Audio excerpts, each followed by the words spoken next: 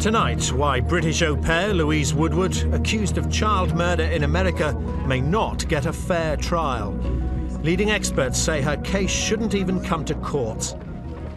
And her parents talk exclusively to the big story to reveal their fears that justice won't be done. I always thought you were innocent until proven guilty.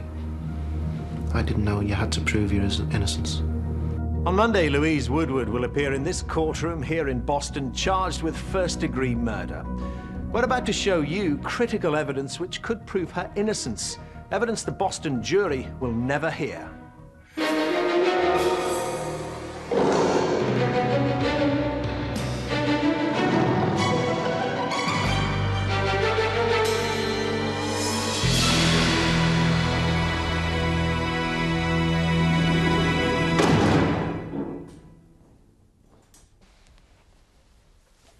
Gary Woodward is on his way to America. He's flying 3,000 miles to be with his 19-year-old daughter Louise, who's about to go on trial for first-degree murder. I've been over 7 times this year, and it doesn't get any easier. Your mind's ticking over all the time, wondering what state Louise is going to be in when I get there. Labelled as the shaken baby case by the American media, Louise Woodward's arrest was headline news back in February, when the teenage au pair was accused of brutally killing a 9-month-old baby in Boston. Just one, right?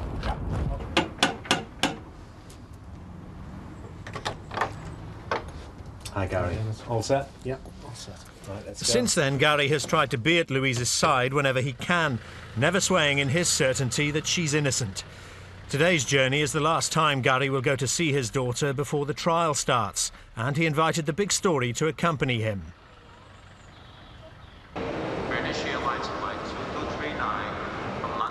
Sue Woodward waits for Gary at Boston Airport.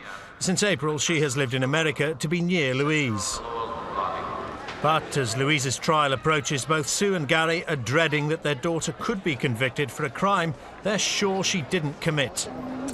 This is Dennis. Thank you, Sue. Very pleased to meet you. All we've ever asked for is for Louise, A, to be treated fairly, and B, that she has a fair trial. On Monday, Judge Hilla Zobel will start hearing the case against Louise Woodward here in the Massachusetts Superior Court. Louise will sit here, charged with first-degree murder. If she's found guilty, she'll be taken straight from the court to start a prison sentence of life without parole. And this is where the jury will sit, and the prosecution will tell them they have an open and shut case of a baby boy brutally murdered by an au pair who was unable to cope with his incessant crying. But we've discovered that the case is anything but open and shut. So how could this have happened to a girl who had always loved children?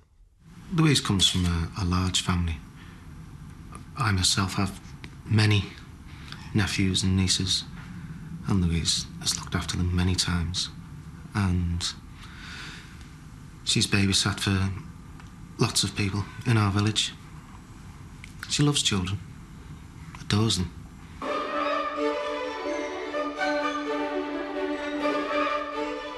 It had seemed natural for Louise to take a year out before university to go to America and work with children. After completing her A-levels in June last year, Louise came to Boston on a cultural exchange programme to work as an au pair. Did you like it? She just liked the area. She just likes Boston in general, the city. And she likes America. After passing a 4-day training course in childcare, Louise spent 4 months looking after a baby for a family on the outskirts of Boston. In November, Louise moved in with the Eapen family nearer to the city centre. The parents were doctors, and Louise had 2 boys in her care, 2-year-old Brendan Eapen and his 9-month-old baby brother Matthew. According to Sue Woodward, the baby's mother Deborah was impressed with Louise from the start. One of the things that Deborah even liked at the interview was that she told Louise that the first thing Louise did was to pick baby Matthew up out of the crib. You know, she had an instant liking for the baby and for the family. For 3 months, all seemed well at the Eapen home. But on February the 4th this year, everything changed. This is what the prosecution say happened next. At 3:45 in the afternoon, the police received an emergency call from Louise. She said that baby Matthew had suddenly become very ill and had stopped breathing. Within minutes, the baby was rushed to hospital. After a scan, doctors discovered that Matthew's condition was the result of a massive build-up of pressure on his brain, and they decided to perform emergency surgery. As they struggled to save Matthew's life, Louise was being questioned by police officers back at the Epen home. According to the prosecution, Louise confessed to the police that she may have shaken the baby after being frustrated with his crying. After the operation, Matthew was put on a life support machine. His brain injuries were more extensive than doctors initially expected. They believed Matthew had been violently shaken and then struck on the head just hours before his arrival at hospital. As a result, Louise was taken into custody and charged with assault and battery. We were in bed and the phone went. It was in the early hours of the morning. And Sue got up, answered the phone. And we'd learned that Louise had been arrested. Do you have a message for your parents? And we were watching television, and the news came on, and there was Louise being led from a van into court, shackled with body chains, looking awful. That was the first image of the red coat, of seeing Louise being dragged to that car. It was beyond belief to see our daughter and in this dreadful situation. In the Woodwards' home village of Elton in Cheshire, the local community could not comprehend the unfolding events either. For those people that grew up with Louise, her arrest made no sense. Tracy Smith and Libby Townley are Louise's best friends. I didn't believe it at all. Yeah, I thought it must have been someone else. If the baby's crying over and over again, Louise would find why the baby was crying and she would deal with it. She wouldn't let things get so bad as that, she would resort to violence towards the baby. She loved them too much to hurt them. I just couldn't believe it. It was just a complete shock because that is just not Louise. She adored children. She loved playing with children. Meanwhile, Gary had caught the first plane out to America. I arrived at Boston and was escorted out of the airport through a side door to avoid cameramen, reporters, put into a waiting car and then driven straight to the courtroom. Immediately Louise was brought in, dressed as I had seen her on the television the previous day, still chained, looking awful. I hardly recognised her. After her court appearance, Louise was locked up in a maximum security jail to await trial. She's been there ever since. I was taken into the prison and I was put into a small room, and then Louise was brought in. She was in a terrible state, really upset and frightened, very, very frightened. And she just kept asking me to take her home, take her out of this place and take her home. How did you feel? Helpless, completely helpless. Because when one of your children asks for help, you give them help. You help them as much as you can. But I was helpless. I couldn't take her out of there. On Sunday, the 9th of February, Matthew Epen's life support machine was turned off and he was pronounced dead. Louise now faced a murder charge. It's 52 degrees in Boston. This is 90.9. Matthew's death immediately became headline news in America. Agency that placed a nanny arrested on charges were caused by violent shaking and blunt force trauma. Are scheduled this evening for 9-month-old Matthew Epen of Newton, who died over the weekend. Inside the courtroom, the baby's mother, Deborah Epen, watched as Louise was formally charged with first-degree murder. Matthew Epen, how do you plead to this indictment, guilty or not guilty? Plea of not guilty is offered. Was there ever any doubt in your mind? Did you ever think for a minute, my God, she may have done it? Never.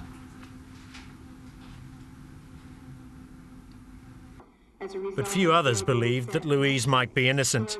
The autopsy revealed a 2.5-inch fracture at the back of Matthew's head, which the prosecution say was caused by a severe blow. And the only person who could have inflicted those injuries is this defendant. She was the only adult in the presence of that child when these injuries were inflicted. The timing of the baby's head injury is the cornerstone of the case against Louise. The prosecution say Matthew's skull was fractured a maximum of 3 hours before he was brought to hospital, and Louise was the only adult with him at that time.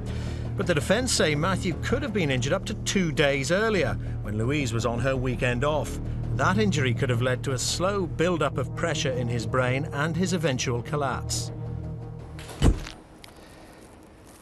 Louise's defence team should have been given access to key sections of the baby's damaged brain tissue so they could run tests to establish when Matthew's injuries occurred. For months, these samples weren't handed over. Then, just a week ago, Louise's lawyers were told that the crucial 40 square centimetres of Matthew's brain tissue had gone missing. It had supposedly been thrown away. That means it could now be impossible for Louise's lawyers to accurately date the injury. Professor Bernard Knight is one of Britain's leading pathologists, the main expert in the Frederick West case. He says if vital samples were lost in a British trial, the case might never get to court. If some of the material from the post-mortem vanished, that would be very serious. I mean, it can't happen in Britain because we have a very strict regime. These cases are done by Home Office pathologists, and we are legally obliged to keep everything and to hand it on to the defence. And if things disappear, as in this case in the USA, that's big trouble.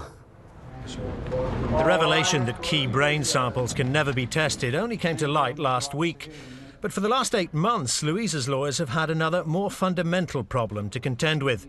The baby's body has never been independently examined either. Louise's defence team were denied access to Matthew's body after his death. Just days after the official autopsy, the baby was taken out of Boston and buried. In Britain, this would be very unusual. In a controversial case, the body would only be released for burial after the trial was over. Well, it's just one more thing that makes you think, is she going to get a fair trial? Because all we've got, the only yardstick we've got, is what happens in a British court, and we would know that in a case similar to this, the defence and the prosecution would be allowed equal access to the autopsy, and they would be allowed to have an independent one for either side if they felt that necessary. Stephen Jacoby runs the legal rights organisation Fair Trials Abroad and has advised the Woodwards from the start. He believes that the lack of an independent autopsy could seriously jeopardise Louise's case. The reason why we've got to be concerned about the medical evidence is that although a baby is dead, and this is absolutely tragic, it could have been an accident. That needs to be quite ruled out. It could have been someone else. That needs to be ruled out. It could have been the baby's own medical condition that contributed to something that would otherwise look quite lethal. That needs to be ruled out. None of these things have happened. From day one, the prosecution rejected any possibility that Matthew's injuries could have been accidental. As early as February, the district attorney's office was stating publicly that it was murder in the first degree. This was no accident. These are massive injuries to this 9-month-old Matthew Epen. These massive head injuries, a combination of severe shaking combined with blunt trauma, which would be the equivalent in terms of force of being thrown out of a second story onto a concrete pavement. To be told that a baby has got injuries which are consistent with falling from a second-floor window sort of conjures up the impression of a baby with a flattened head that has had a tremendous blow on the head. Well, in fact, that's just not the case. Louise's lawyers pointed out the baby had one skull fracture, and that went completely unnoticed for 5 days at the hospital. It was discovered only at the autopsy. All this, the defence say, is consistent with an accident. What disturbs me about this case is that there was no second autopsy, that some of the specimens seem to have vanished, and that some of the statements from the medical witnesses well before trial, which can't happen in Britain, are so prejudicial. The whole thing just seems wrong. But it wasn't just the medical evidence that should have raised serious doubts about Louise's guilt. While she was locked up here in this maximum security prison, new information emerged that could prove her innocent. On the 7th of May, Louise Woodward's lawyers took an extraordinary risk. So convinced were they of her innocence that they decided to put Louise through a lie detector test in one of the prison cells over there. The lawyers knew that if she failed the test, they would hand the prosecution vital evidence that Louise was lying about the death of Matthew Eapen. The case would have been as good as over. Defence lawyers hired a top expert to conduct the test. Louise was wired up to the lie detector machine and her responses to a series of key questions were noted. These are the crucial questions Louise Woodward answered. On February 4th, 1997, did you hit or strike Matthew on the head? No. On February 4th, 1997, did you deliberately hit Matthew's head against a hard object or surface? No. Other than trying to arouse him on February 4th, 1997, did you injure Matthew by forcibly shaking him? No.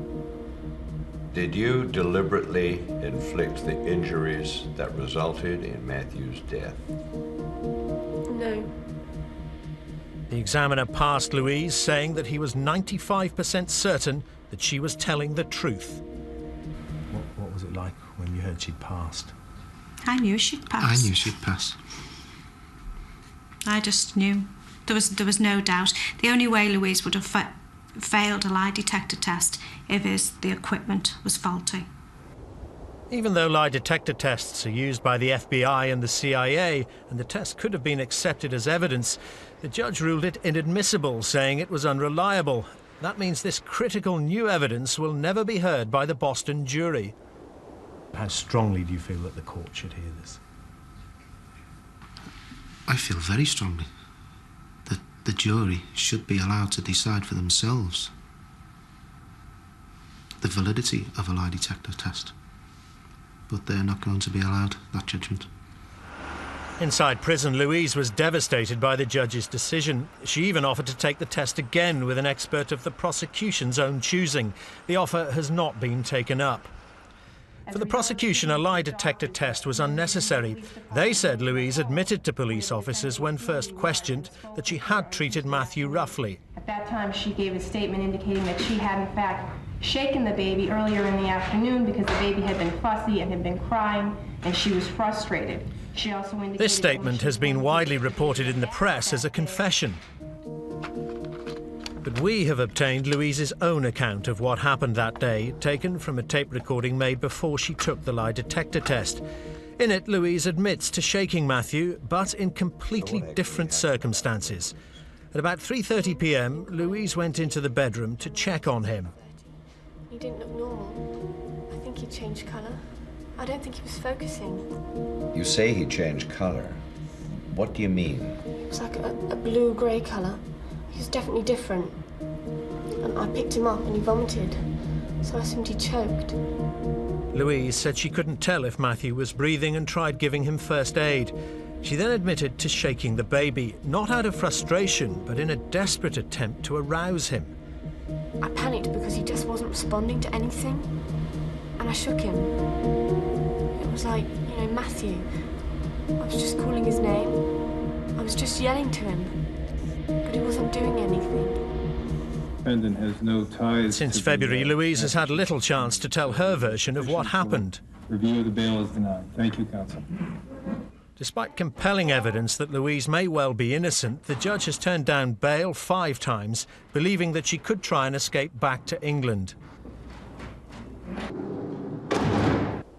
For 19-year-old Louise, being locked up for months alongside convicted drug dealers and murderers has made prison life intolerable. During my time with her parents, I got an indication of just how distressing it can be.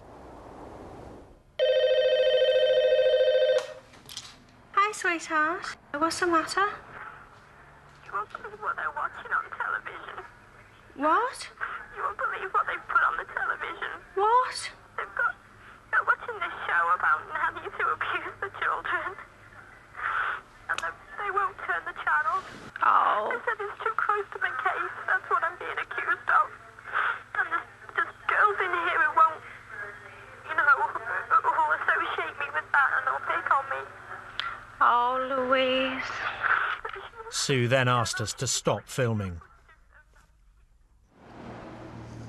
For the last 8 months, Louise's only real contact with the outside world has been her mother's daily visits, and when Gary can afford to fly out from England, her father's too.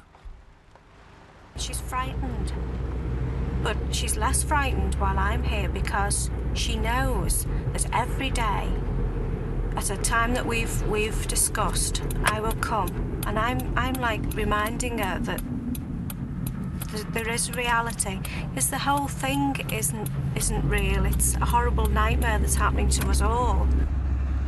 Despite being desperately worried about their daughter, Sue and Gary always put on a brave face in front of her.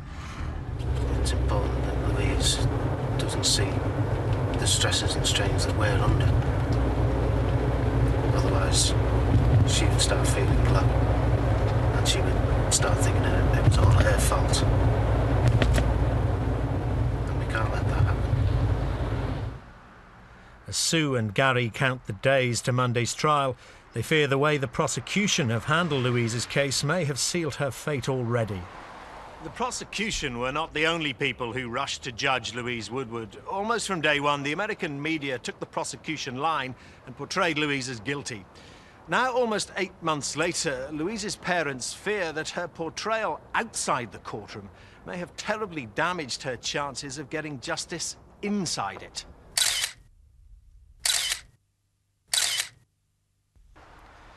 The Woodward showed me some of the newspaper articles they believe may prejudice Louise's forthcoming trial. This was actually in the Boston Globe, when a defence is indefensible. And reading that, that's actually an attack on the fact that Louise has a defence. And you just know that in the British press you just wouldn't have that sort of thing where people would be attacked for having a defence in a criminal trial. As a result, Louise feels everyone is against her, making it much harder for her parents to keep Louise's spirits up in prison. I'd stay with her if I could, because I might as well be in prison as well, because while she's in there, I haven't got a life. I don't want any life without her having her freedom. Leaving Louise is always difficult, especially today, as it's Gary's last prison visit before the trial. At the end of the visit, when I give her a hug, I can feel her holding me tighter than normal. And we both usually get upset, and the tears come. And that's when I really want to take her out of there, take her with me. Gary and Sue must now begin to brace themselves and Louise for next week's trial. An ordeal made all the more difficult by the district attorney's decision to call Sue as a potential witness. That means she'll not be allowed to see Louise for the whole of the trial. And at that trial, some crucial questions must be answered. Why was there no independent autopsy? What happened to the missing medical evidence? Why was the possibility of an accident never investigated? And why was Louise the only suspect ever questioned? Until these questions are fully answered, the truth about what really happened to Matthew Eapen may never be known. Have you dared to contemplate what you would do, what Louise would do if she were found guilty? I try not to think about it. I blank that thought from my mind altogether. And we'd appeal straight away and fight until she's home. A friend of mine, as I was leaving the last time in April to come out here, she said, "Oh, I've got a message for you from my mum." And I said, "Oh yes, what's that?" She said, "Don't come home without Louise."